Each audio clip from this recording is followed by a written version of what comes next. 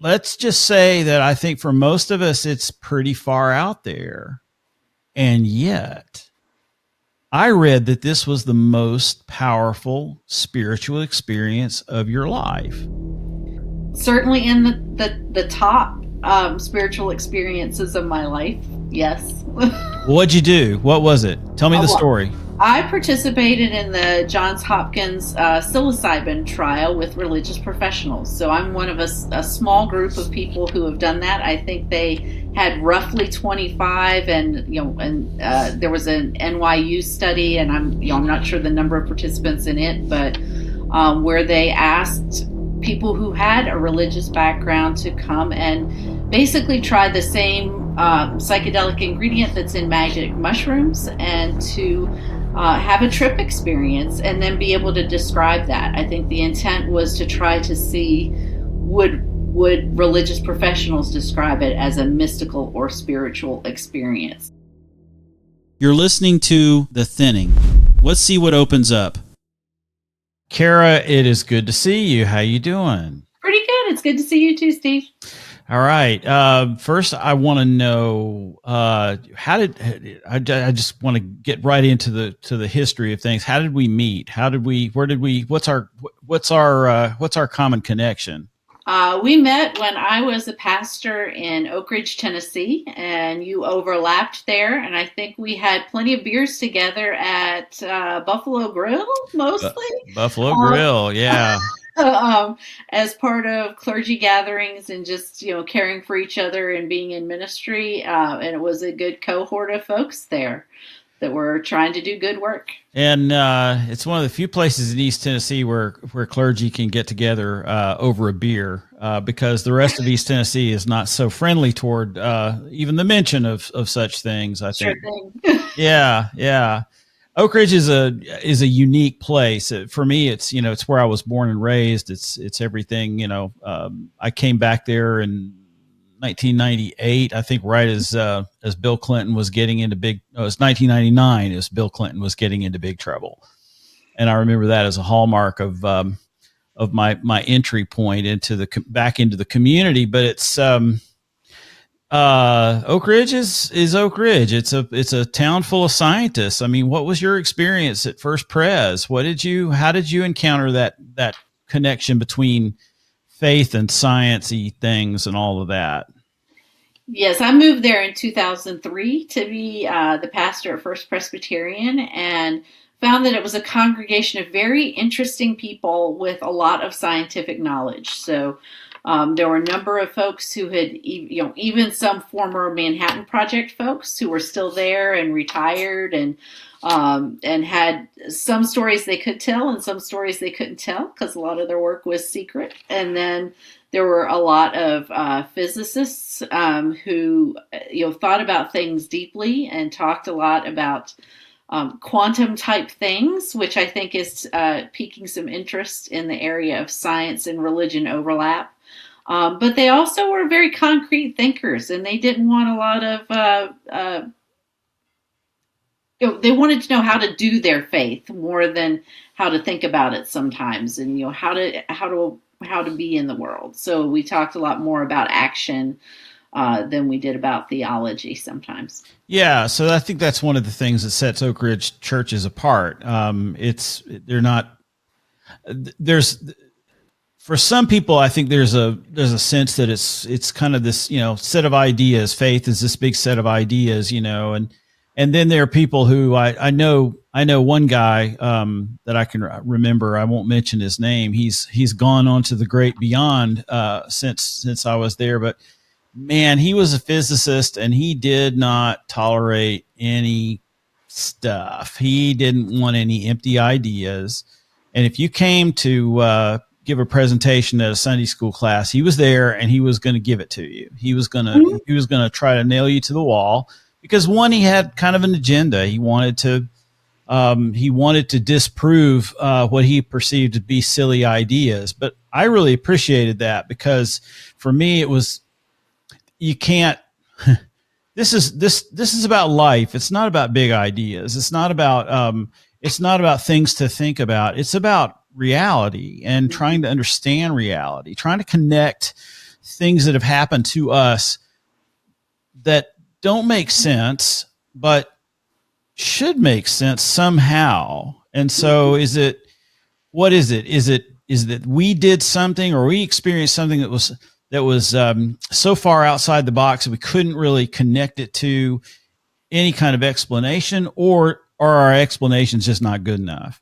And that's where I always kind of, and I think that's where he was coming from too. I think he was always kind of wanting to push the envelope a little bit and make me think. Not, I was the kind of the quote authority figure in this congregation, and I think he wanted to make me think. He wanted to make me a better person, which I think is awesome. Anyway, you ran into people like that, I'm sure. Sure. I mean, it was a place where people had experienced a lot of education, and the very interesting edges were where there were people who knew a lot, but they also knew what they didn't know, of where there were mysteries even in the universe, and the people who could think about that, of like those edges of what's beyond us in the universe, or the ones who really were thinking about astrophysics and large scale models of things. That's where it got fun. And I wasn't up to the challenge at the time. That's the fun thing. This whole curiosity for me has really just started in the last few years. So, but it's been really interesting going down these vast YouTube wormholes that I've been down in the last few years, just trying to oh wow, there actually is. See, okay, big confession. I've never been much of a prayer guy. Okay. So I've never been a prayer guy. I've never been, because it didn't make sense to me. Didn't make sense. People, first of all, in church, I always felt like people were praying for stupid things. That can happen. Yeah. You don't pray for, you don't pray for about the big stuff, like things getting set right in the world. You pray about, so-and-so's got, a hangnail that's really giving her a hard time. Aunt so-and-so's, ingrown toenail is always my terrible, cynical kind of example that I give. But it was around things that I didn't feel like were huge. And it was like, okay, so that's, I guess, the best God can do is help us with our little inconveniences, medical problems. Mostly seems God has kind of a corner of the market in churches, and especially in Southern U.S. churches, around helping us with medical issues. And I was never really quite satisfied with that. That's what all the prayer requests are, right? Yeah. Yeah. I mean, acquaint some of us who are not familiar with that, and who are actually trying to decide right now if they want to listen to any more of this podcast. Help us understand what's going on there. Yeah, I think sometimes in church we do limit. We have this idea that intercessory prayer, the prayers for the things in our lives, is the only way to pray.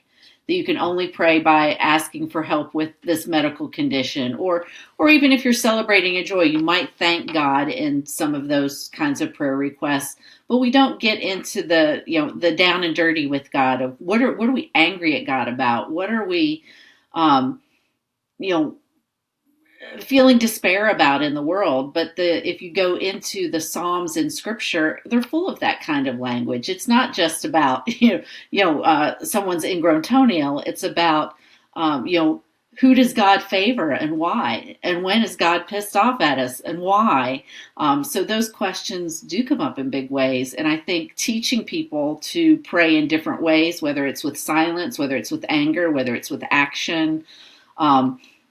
Whether it's with listening for the synchronicities of the world, some of the things that you've talked about being interested in, that's where it gets really interesting.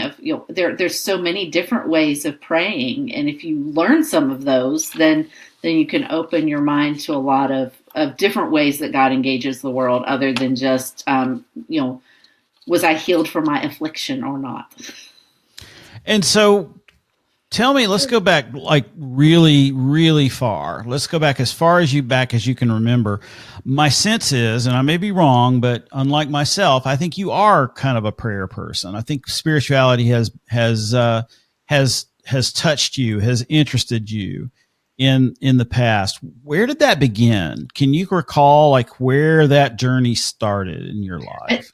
I think it starts with curiosity and wonder. I don't think it starts necessarily with prayer. And I think for me, I can even go back to I was one of those kids that fell in love with the question why, which happens kind of around those toddler years of why does this happen? But I didn't quite stop. I never was discouraged off of that question. So if you keep asking, why is this happening in the world, or how does this work, or allowing yourself to have wonder in nature or with other, the instances of meeting other people. Why did somebody come into your life at this time but not another time? Or why did specific people land in certain ways, or ask you a question that made you really think deeply? So for me, prayer is that constant curiosity, and I think that's a spiritual gift that gets quashed a lot in the church. Because the church doesn't really want curious people. The church wants obedient people most of the time. So I think cultivating that as a spiritual gift kind of puts you a little bit, askew with some of the church's teachings that value certainty more. I tend to value the questions more.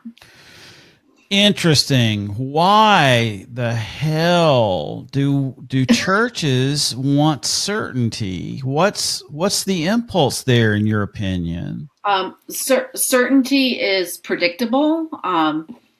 Certainty also keeps people in the same group. If you identify with certainty that you're a Presbyterian today, but then you start to question it and think you might be a Methodist or a Lutheran tomorrow, how do they keep your behind in the seat and your money coming into the offering plate? It is kind of a practical business thing. You cultivate the people who are certain that they belong there, rather than looking at sort of the rough and tumble world of what it really means to create faith community, where there's a lot of questions and not everybody agrees on everything. And so it's that tightrope walk of how do we understand church? How do we understand spirituality? Are we in the business of preserving institutions or teaching people a way of life? All those things come up. Our language says it's about teaching people about a way of life, but our reality, I think I would dare say, is more along the lines of keeping our aged buildings, keep the roof from leaking, and keeping the boiler going and things like that. And that's an interesting thing. I want to get into that more, but for you, so it started with curiosity. Is there an age that you can remember kind of going, oh, wait a minute. I mean, and really starting to ask big questions, or was it just kind of part of your nature all along? I think for me, it was kind of all along. Some of it was wonder at the natural world. I had a tree house that I hung out in as a kid.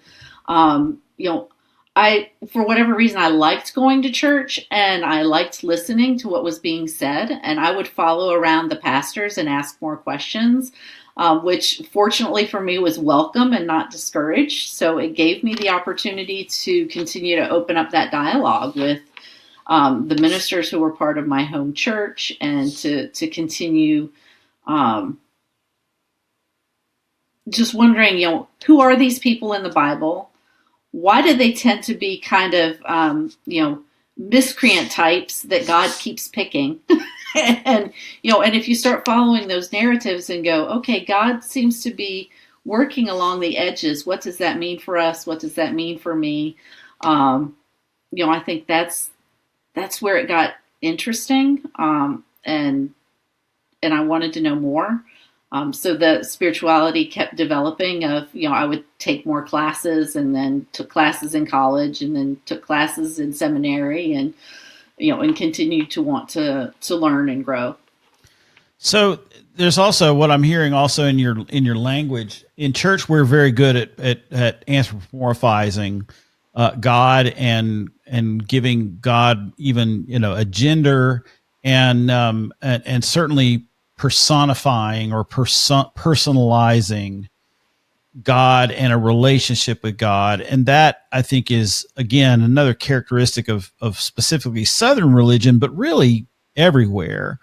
Um, and I know that that's a really basic kind of driving force. It's a way that we construct our language around something that is kind of unknowable, but we got to know it somehow. If we're going to talk about it, if we're going to communicate, connect with other people in our community, do all that growing stuff. But when did that start to bust open for you?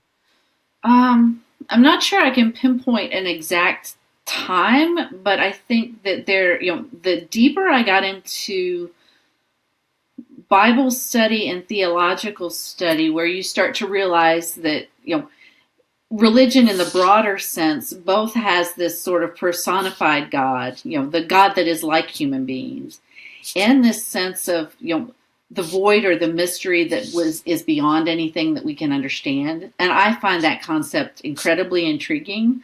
I think sometimes the Buddhists and the Eastern religions tend to do that side of God better than the Abrahamic traditions do.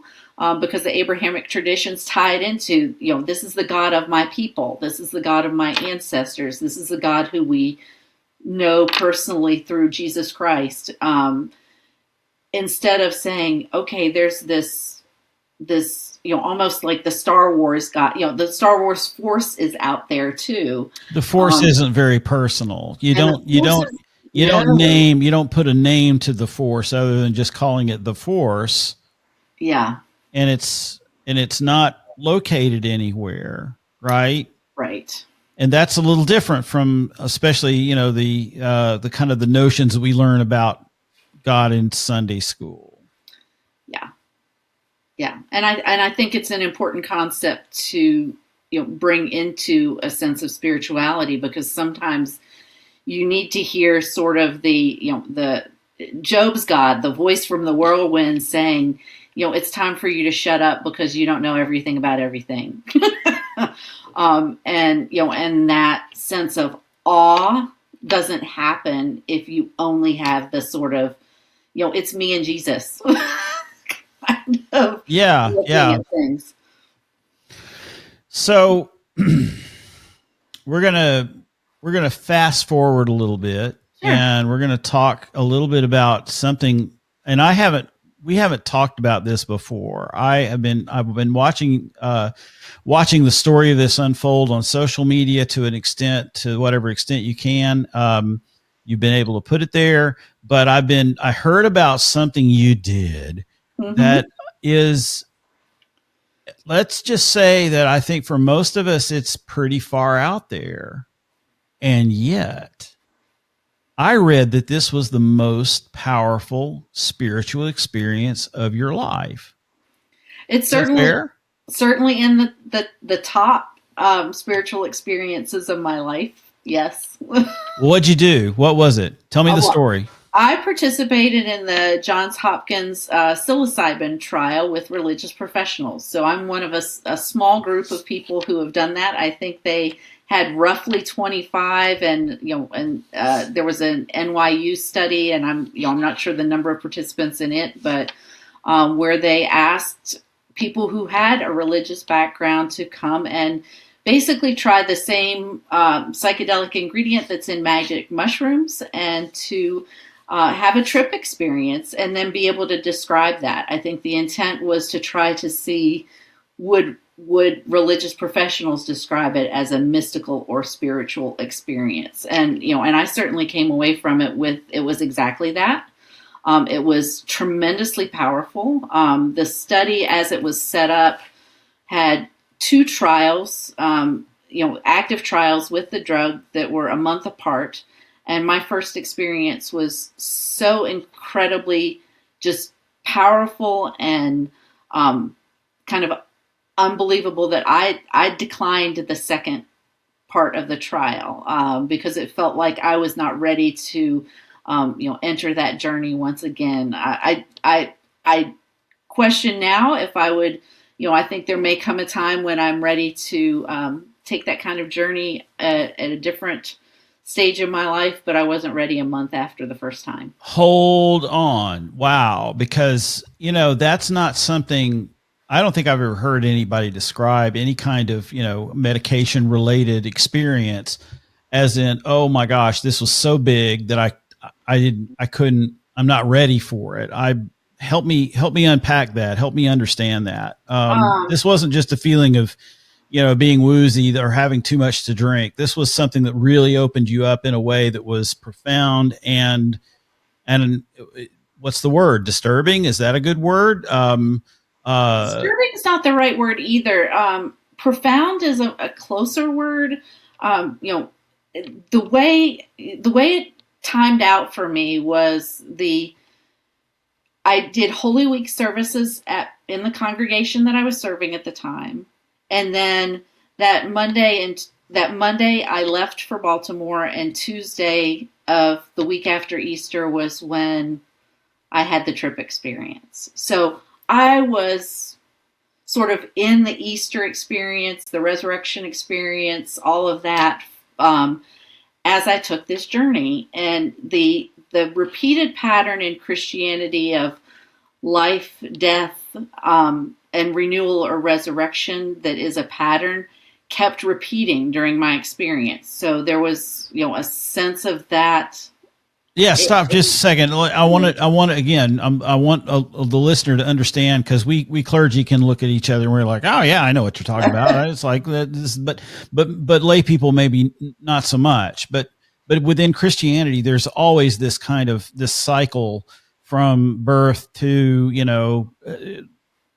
and then beyond. Can you please describe that, if you would? I mean, what was it Sure. like for you? What is that cycle like in your life, in your experience, Um, and why is it meaningful? I think it's meaningful because it shows up as a repeating pattern in a lot of different ways. If you think about the seasons of the year, if you live in a climate that experiences all four seasons, you have that sense of the fall and the decay, and winter and dying, and spring is sort of a renewal.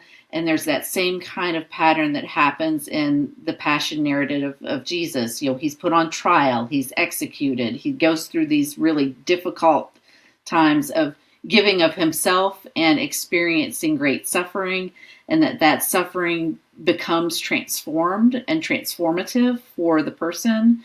And in the experience that I had at Johns Hopkins, I had like a spiraling set of that pattern repeating itself. And sometimes it was, a natural kind of pattern. I felt, I actually felt like I was a co-creator with God, giving birth to the world. I had an experience of feeling like I was dying in Mary's arms as if I were Jesus himself. I had these multiple experiences of that pattern affirming itself over and over again as if to tell me that suffering is a feature of our lives as human beings, but it's not wasted. It's part of the teaching of who we are as not just only human beings, but as spiritual beings. So much to get to. Yeah. I want to slow down a little bit, kind of take Sure. this piece by piece, if possible. And I'm still interested in this whole. I don't think a lot of us, when we think of Christianity and the church, I don't think a lot of us really think about it being. It's almost like this. Well, I love the idea from Eastern Orthodoxy, the icons. You don't worship the icons, the old paintings where people look weird and they have the perspectives all backwards. You don't worship those. You worship through them. They're windows. You're staring through the window, and this goes to I think it's in the book of Hebrews where Paul says, or the writer supposing to be Paul, says something about it. Jesus is the icon of God, the image of God. Mm-hmm. It's that we're looking through. Mm-hmm. And I guess over time I've grown to understand all of those rituals of the year, the Christian year and the following of the seasons and everything, as this big huge window through which to look at, the seasons, the Mm-hmm. seasons of life, the things, the material things that happen to us. And now, I'm hearing you talk about something that happened in real time that was connected to that, but maybe not just in this kind of, again, I'm trying, I'm Kerra, I'm the stupidest guy on the planet. I can't articulate the kinds of this kind of stuff. I'm really not that smart. What I'm hearing though is that I'm hearing that, but magnified, and in the midst of a mystical experience that was brought about through a medication. Yeah, and if you think about the most lucid dream you've ever had, it's it's as though the experience is that symbolic kind of looking through windows, and yet that reality, if a lucid dream feels like waking reality, then having an intense psilocybin experience feels more real than your waking life. Like it's as though you're looking at reality as the dream. So it's like those dreams that I've had where, I have this recurring nightmare where I don't know why, but I'm in a conference, at a conference somewhere, and I'm either supposed to speak or I'm supposed to attend, and I'm wandering around. I can't find my room, and they feel so real, and I can't. And then I wake up and I realize, oh, that was just a dream.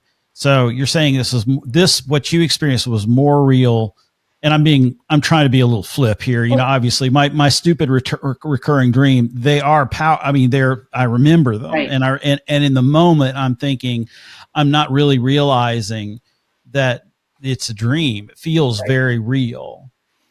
Right. And this is sort of the almost the opposite of that. It feels like you are understanding concepts of reality in a way that is more open than your regular waking life. And it's through these highly symbolic pictures of your life, images from, for me, it was very strong images of religion, and not just Christianity. It took other shapes and forms too. I had a intense experiences of emotion too, of anger and of grief, and tied to, oh my gosh, I understand how God feels anger. I understand how God feels grief for the world, because of this experience. It was that intense. Were there understandings or images that came to you that were not familiar in any way? I mean, I'm thinking about religious imagery. So we're again, as clergy, we're steeped in this story. We can spout off Bible verses that we didn't set out to remember or Right. memorize, but they're just boom, they're there. They're part of our consciousness. And were there anything? Did anything appear to you or come to you that was not familiar that way? Or Yeah, there's a rubric in the study, that you're listening to music almost the whole time, and so there's a shift in the music from almost kind of a Western Christian canon of music to, and it shifts to um, an Indian chanting music, and I definitely felt like I had this bull formed God of rage and connection and just intensity, and what the rage that leads to justice feels like. That was an image I didn't have in my own mind, and I think I ended up searching for that later and found, a number of Buddhist and Hindu archetypes that fit what was going on in my own mind and spirit. Shiva or Kali, or a sense of how the gods can be completely angry and terrifying, and yet that's something we need to experience too. I'm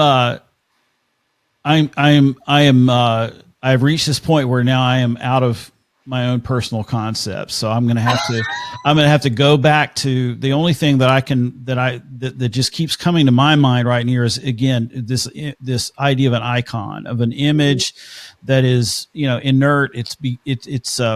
And and how it can become this thing that we see truth through. We can't access the truth direct. Most of the time we can't access it directly. At least I think that's the way I've learned it. But there's an image, there's something that speaks it to us. And there's some images in the world that speak it better to us than others. Um, help me out. Help me out. Where are we going here?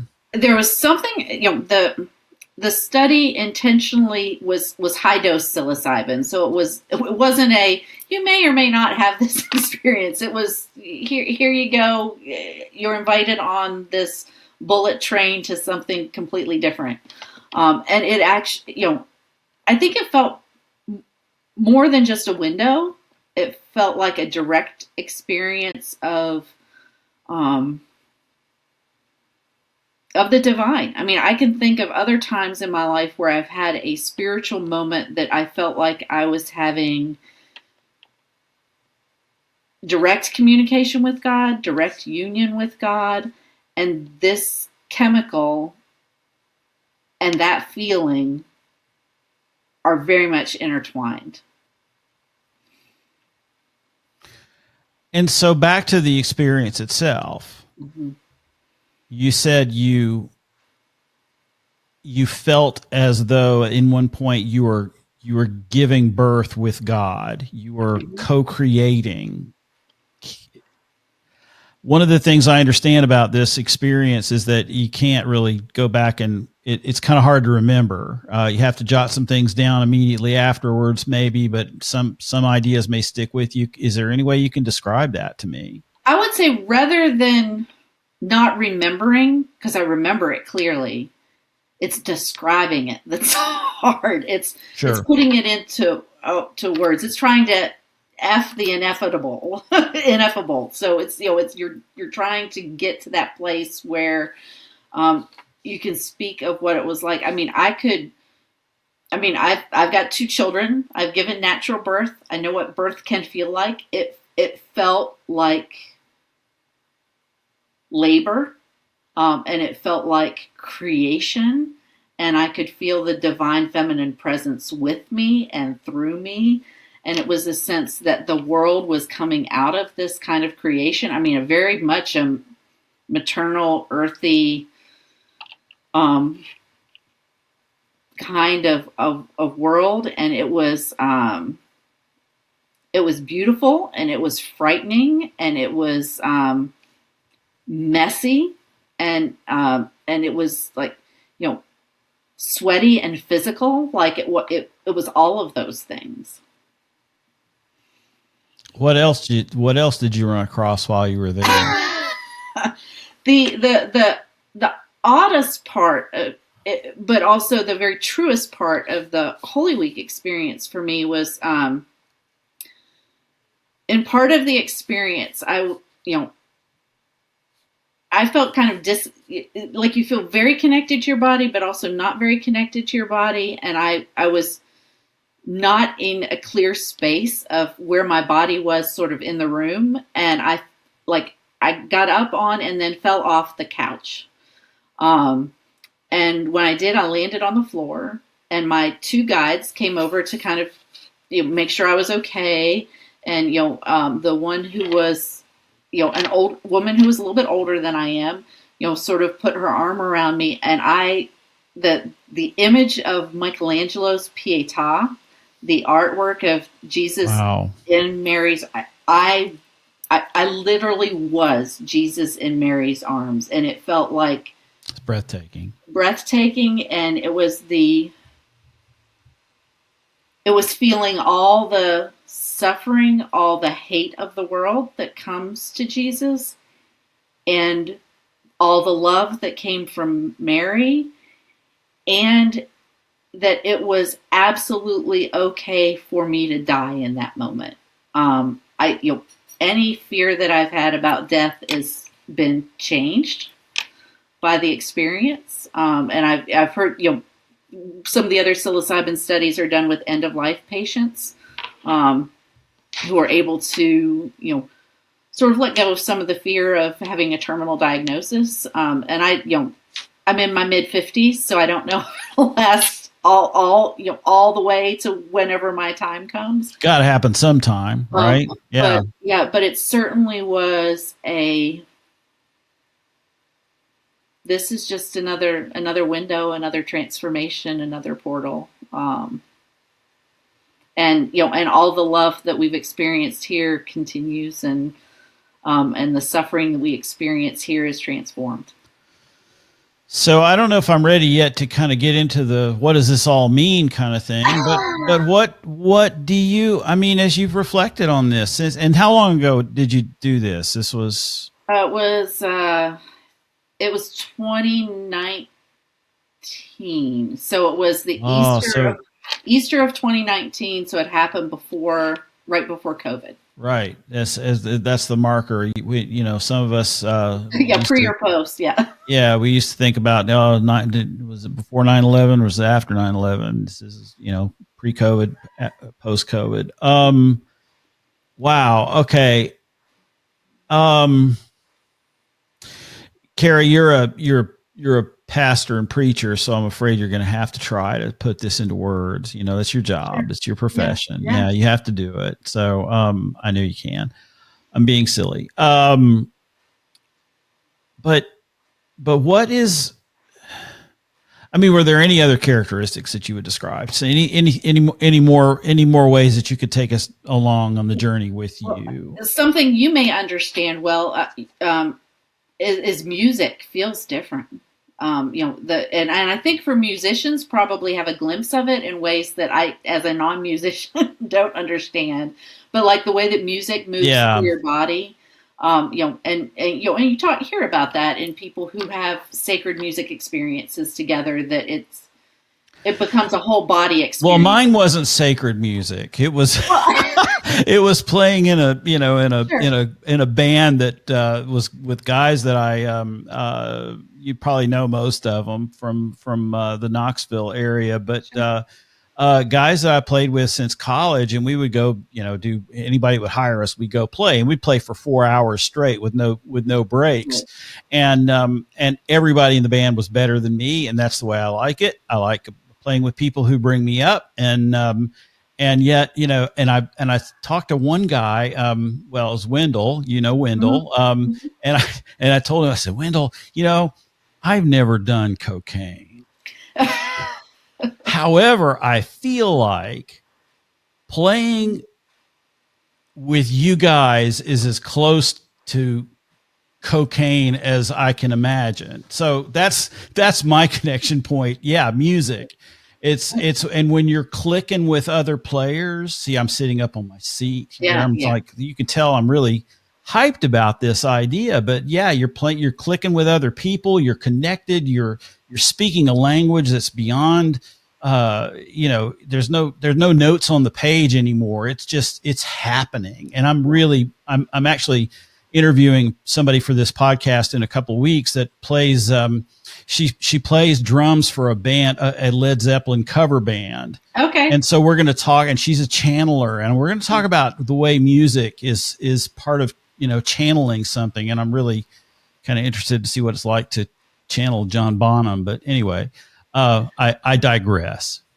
Yeah. Well, and kind of what I was getting at is that some of it, some of this kind of experience translates to other things. Like, sure, musicians sometimes feel it through music. I think that, a lot of people have had the experience of feeling at one with their community or with God. And that's very much a part of, or certainly was part of the experience with me. There's the experience of the profundity of God that is part of it. And I think those are all touch points that are are accessible outside of a psychedelic experience. I don't think somebody has to have one to have those kinds of connections.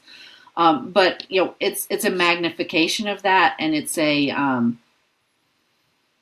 it's like I was belted into the roller coaster, and here was the ride. It was once the effects of the medicine take effect, you're kind of on that journey of learning. And those who have had a longer understanding of psychedelics will call psilocybin the teacher. That Okay. that it more than more than LSD, more than MDMA, has a sense of, it's giving you something you need to learn and ponder on. And people talk about unpacking and integrating and understanding these spiritual experiences for a lifetime. Like it's when I talk about it, it's fresh to me again, even though it was 6 years ago, 7 years Yeah. ago. There's a sense of it continuing to be meaningful. And it was something so profound and so big that you didn't want to do the second round. Tell me about that. Um, it took a lot out of me. I mean, physically, spiritually. When the experience was finished, the part of the rubrics of the study or what's called integration. Being able to have somebody to talk to about the experience to sort of help you understand how it fits into your regular life and your regular world. And I felt like I needed to go beyond that. So I went to some of my, the people who taught me theology, who understood that language, and said, I need to talk to somebody because it feels like there's so many strands and I'm not sure how they work together now. So I was looking at putting that back together. I was having those kinds of deep conversations. I was sharing it with some friends who had had experiences, so that I would understand myself better. And it just felt as though it was so intense that I was worried that I would go back in the second time more afraid. It was easier the first time not knowing what was Right. going to happen. Yeah. The second time it was, I knew that the protocols were to potentially up the dose. And, I also was, that one of the health indicators for whether you should or shouldn't consider psychedelics is blood pressure. And mine tends to run a little bit high. It was medicated, but it started running high during the event. And, so just knowing that I didn't want to stress my body or my mind further without understanding what I had already experienced first. And so 6-7 years later, I'm sure it's made some understandings different. I'm sure it's tweaked your theology, or your ability to speak about big divine things. First of all, I mean, are people receptive to hearing about this? Depends. Some are, some aren't. It changed how I preach. Tell me more about that, because that's really interesting to me. It mostly because it changed how I read scripture. Scripture feels different. Like I see things that, and multiple layers of meaning, that whereas, I was taught, exegesis, and you find the singular meaning of the text, and, and this is what it's supposed, and now I have like tangents and ways of going, well, why is it said this way? And what if we followed this line of thinking? And people in my congregation started saying, wow, your sermons have, really great these past couple of, So better, so they can sense an better, improvement, or they uh, can, or it's answering their questions better, better, or different, more profound. I mean, I didn't consider myself a bad preacher before, but it felt like they were feeling more connected to what was, what I was preaching. And I hadn't talked to them about the study. I mean, I wasn't sure at that point whether I was going to reveal more about that or not. So, at that point, they were just noticing something that I was noticing, how I was reading differently. Um, and then, in terms of receptivity, I think that, it depends, because as a spiritual director, it's opened up a lot of doors. I do that kind of work as well. And I'm now also a psychedelic informed spiritual director for Ligari.org, which is a Christian psychedelic society where folks can come to talk about the spirituality of their experiences in small group spiritual direction, or find other people to connect with. so what is spiritual direction? What Um, is that? Spiritual direction is, a partnership or a companionship of listening to somebody about their spiritual story, not necessarily about, their emotional story, but, how do they understand who God is, or their spiritual experiences. And, it's being trained to sit with somebody in those and sort of help if they're finding their experiences challenging, or to give people, thoughts about how to pray and some of those things too. So How's it different from therapy, from pastoral counseling? it's different from therapy or pastoral counseling in that spiritual direction is always going to affirm that each person has their own path to walk with the divine. And, as long as, there's no, that there's not an intent of harm, all those paths are valid. In pastoral care, sometimes you're like nudging people back to their relationship with the church or a particular denomination or structure. Or in pastoral counseling, looking for the therapeutic view. How do you help heal somebody? This can be healing. This can be challenging. This can be, talking about the absence of God, if somebody's frustrated about that, talking about where they find God's presence, all of those things. And it's not like coaching either, where you're trying to get somebody to a particular point. It's really analyzing what's the relationship with God in the present. Okay. And when you add the psychedelic dimension of that, it's having been there, so, at least once, so that you understand when somebody's talking about, sort of opening up those doors of perception, you have at least a more experiential concept of what that can be, or potential for that. How do you think people are responding to that these days? I mean, again, we're living in a time where the old forms and institutions have pretty much broken down completely. I would say that's my take on. I mean, I'm in a denomination where the denomination's just split, and there's hardly anything left. The institutional strength is just not what it was. And that makes us go back to a different set of questions than the ones that we had 40 years ago when we got into this stuff, especially when you were thinking about professional ministry as a career, which I think we could talk a lot about, what's wrong with that idea. But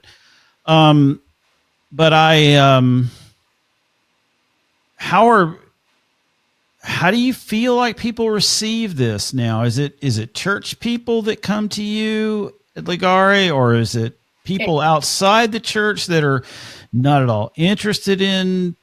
I mean, what? It's both. I feel like I kind of have a foot in both worlds. The Wild Goose Festival that's in North Carolina, some of these kinds of big festivals of spirituality, robust conversation about psychedelics and mysticism, in that space. They're bringing more spiritual leaders into conversations of psychedelics with the organization's called MAPS, and I forget what the acronym exactly stands for, but psychedelic studies are starting to ask these questions and ask about people's experience. I think in the church, it's still, because it's illegal in most places. Schedule 1, yep. It's still taboo, but Yeah. There are states where it's either legal for medical use or decriminalized. Mm-hmm. So I think those aspects of the exposure to psychedelics is going to change. I mean, even if you think about ketamine clinics that are in a lot of places, some people are having spiritual experiences with ketamine, and because it, people walk out feeling different, um, you know, they may or may not get any follow up of, was there a spiritual tie to that? Was there an emotional tie to that? They may get some therapy, but are they getting a place to talk about any spiritual experiences that they have? Yeah. The conversation's pretty wide open there. And as far as churches go, I think that, there's, in a lot of traditional churches, there's not a whole lot of conversation happening, but if you open the door for it, someone might tell you about their Woodstock experience, or, when I was, in college, here's what I did, or here's, I've always wanted to talk about it. Where, is there a place to talk about it? Well, we're going to go back to Oak Ridge now, and that is a metaphor for the cerebral life, the having to make sense out of everything. And this is where I think I really have gotten. I remember being just really brutal to a friend of mine, and I apologize, out into the cosmos for this, but he was he had actually made a Buddhist prayer room, sitting room in his home, and invited people over to sit. This is a point in time where I was going through a lot of personal stuff that I didn't even really understand, didn't know about, problems, my family falling apart, things like that, that I was trying to, anyway, long story.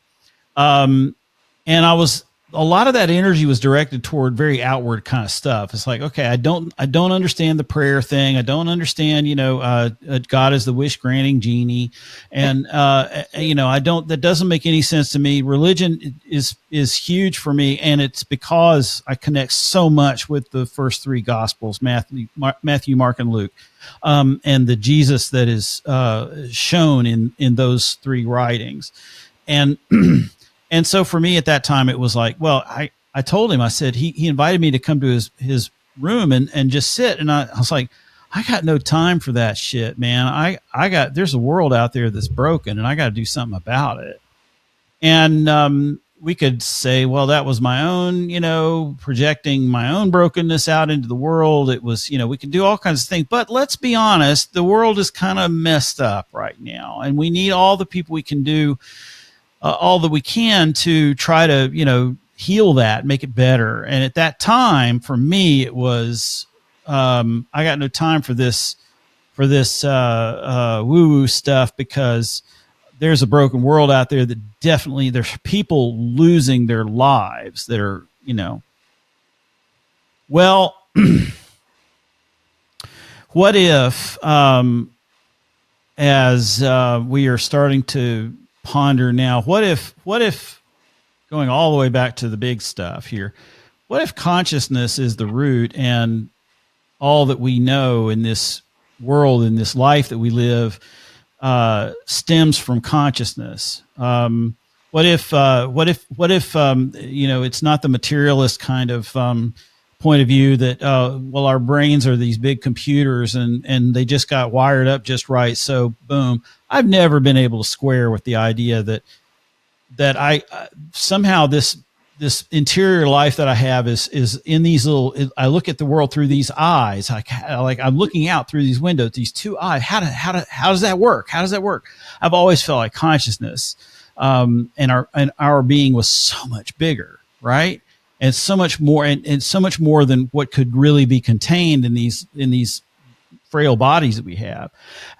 I'm really kind of wondering, what have you thought about with the science? What conclusions have you come to in connecting the experience that you had, connected with the other spiritual experiences that you have had and sought throughout your life, and how it works, how it, what it says about consciousness, what it says about life after death, what it says about life during life. You know, what? Help me out. Sure. If you think about consciousness as the experience of being human, we all have some connection to it, whether we're um, whether we're learning and growing from it, or whether we're just sort of responding to it with the reptilian parts of our brain and just sort of going through it. There is that sense, that piece of what does it mean to be human, and I think that's one of those perennial questions. You're never going to stop asking the question, what does it mean to be human? But I think in terms of what you're looking at, if we just sit around and contemplate our consciousness, or have these kinds of trip experiences or peak experiences, but nothing changes, then that's kind of bullshit too. The the goal, as I see it, is spiritual transformation. So if you're curious and you're awakening to new ideas, the truth of that comes that that it's an actual awakening when you're not just seeking the experience, but how does it change the action in your life? Richard Rohr, in his Wisdom School, calls it the Center for Action and Contemplation, and says the most important word in that is "and." That we need those times to think about what does it mean to be human, because that can help us grow to the next level of how are we going to get past the racism and the hatred and the divisions in our world. We also have to come to an understanding that it's not just me that's human, it's you that's human, Steve, and it's everybody that's human. And if I don't care about those other people as anything but a statistic somewhere else, then I'm not going to get to the point where I'm fundamentally trying to help create a better world. But the action has to come from that, of how are we doing the tikkun olam in the world? How are we building for something better? How are we making a difference for our neighbor? Because Jesus took the time to pray alone in the wilderness, but then also came out and said, the most important thing is that you're loving God and loving your neighbor. How are we going to do that? Well, there's also this famous passage that's abused by putting it in as a wedding scripture, which it's not. But 1 Corinthians 13, blah blah blah. I could do all this, but the greatest of these is love, and where I guess I'm really kind of wanting to be the detractor here and say, Kerra, okay, so you had a really cool experience. Now what? What does it mean? How has it changed your life? How does this kind of stuff? How does expanding our awareness and our consciousness? How does it? Is there a way to say that, to quantify it somehow? Because I think it's not really quantifiable, but help me out. I think when I mentioned before that the feelings I felt were like deep rage, deep grief, like the kind of grief where I thought the tears were not going to stop. I thought I had empathy for my fellow human beings. That took it to a different level. So that when I would read passages of scripture that talk about, how God weeps with us, how God is, in the world with us, and dismayed when we turn against each other, I felt that. Personalized it. You knew it. Personalized it, knew it, felt it with a sense of God consciousness, so much so that, I can look and go, okay, I know that there are people in the world that kind of suck. And we're always going to have that. But they're human, and God cares about everyone. And that's astonishing. And the rage of God cares about us continuing to follow in the path towards righteousness. And when we're not, it makes God angry. And, and I felt that. And I think having that connection didn't really change my spirituality, but it certainly deepened it. And I think that can happen in meditation too. I think it can happen in prayer. I think it can happen in, doing a travel trip where you meet people that are different than you, or come to that awareness that somebody was operating out of a sense of not knowing, and you go, oh, it really wasn't that they were hateful towards me. They didn't understand how I might see things differently. So I think that part of contemplation, or understanding our consciousness, or reckoning with what it means to be human, is part of the work.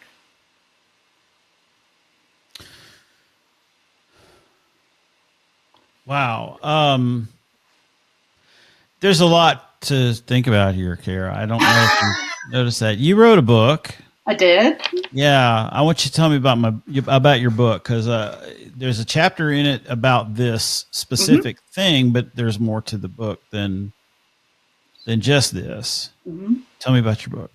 The book is called True Awakening: The Highs, Lows, and Mess of Spiritual Transformation. It's a reminder that spiritual transformation is a very human enterprise. It's not something that has, a particular set of steps, or follow this wellness plan and you're going to have, pop out a totally spiritually enlightened human being. It's messy, and there's parts of it that, sometimes you have that awesome high experience with God where you're like, I know that God is, and I know that God loves me and cares about this world, and it's amazing and wonderful. And then you have some of those times where you're like, oh my gosh, I have been the worst person ever. And, John Calvin was really good at that. I'm lower than a worm, And those are spiritual experiences too, where it changes our hearts and we do something different. And it's messy. It's human. I talk about in the book, curiosity is sort of where I start, is that's the spiritual gift that kind of sets us on that path to wondering. And I think questioning is important, asking lots of questions, not being satisfied with certainty. And I do think that religion in a lot of ways has a lot of good toeholds. The tradition has depth and meaning in a lot of places, sometimes in the obscure places where we haven't looked for a while, and reminding people who say that they're spiritual but not religious that religion has some good stuff in it too is important. And then also talking about the deconstruction movement and sometimes we have to really kick to the curb those practices and ways of doing religion that have hurt people. And that I'm in the same place with many of the people who have left the church, of feeling that the church has done some real disservice to how we understand who God is and who we are. And the chapter on my Johns Hopkins experience is on letting go, the idea of spiritual surrender. What does it mean to totally allow,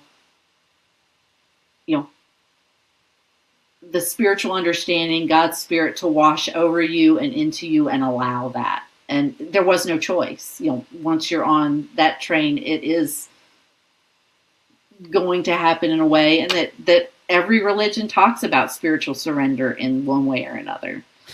Yeah, that's one thing you keep hearing over and over again is, that train, once you imbibe of the medicine, then the train leaves the station and you're on the journey and you're going. And, and that's a little different from most of the experiences that we have in spiritual practice, where we can stop it. We can just say, nope, I'm done. I've had enough here. And you can, or you can, you can just kind of choose the blissful pieces of it and ignore in seminary, I read St. John of the Cross, The Dark Night of the Soul, and how he's like, the newbies, the neophytes, they're like all about the bliss. And it's just, when they get started, it's just, it's just all bliss. But then it suddenly turns dark, and because there's stuff to deal with, and then they all walk away, and his thing was like, you're not even starting until it starts getting dark. You're not even getting a toehold in it yet. I find that interesting. There's a chapter on what it means to walk through that dark forest, and there's a lot of teachings to be learned there. I mean, it's where it gets meaty. And and if you have a God that's only with you in the good times, that's not much of a God. Well, How do we find your book? I'm going to put it in the show notes, but again, tell us the name of your book and how do we get in touch with other organizations that you are working with that you would like to share with us to brighten our lives in our world. The book is called True Awakening: The Highs, Lows, and Mess of Spiritual Transformation. It's published by Orbis Books if you want to get it through the publisher. Or it's available on any number of your regular buy it online websites. The organization that I do spiritual direction with is called Ligare.org, and they have a membership program where you can learn more and connect with other people who are interested at the intersection of psychedelics and Christianity, or if they want to join a group for talking about it, whether they're integrating experiences or curious about what it can be like. There's a number of places to ask questions there. I think spiritual direction overall is important. I do some through Ligare. I do some through Spiritual Directors International or through Richmond Hill locally. So that's a way of having those kinds of spiritual conversations that aren't necessarily part of the church, but I think the church has resources. We need to remind them of that, and sometimes help them become a little more open in what they're willing to talk about. Realize that, that hangnails and boo-boos are not, it's not not the all to end all. That we're really, I think we're.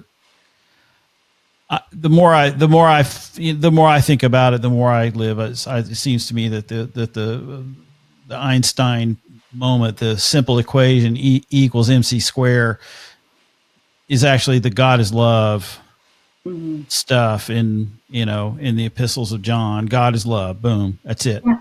God, it's equal. So I mean, right? Yeah. Okay, cool. All right, Kerra, thank you. And we'll connect again as this conversation grows. Sounds great.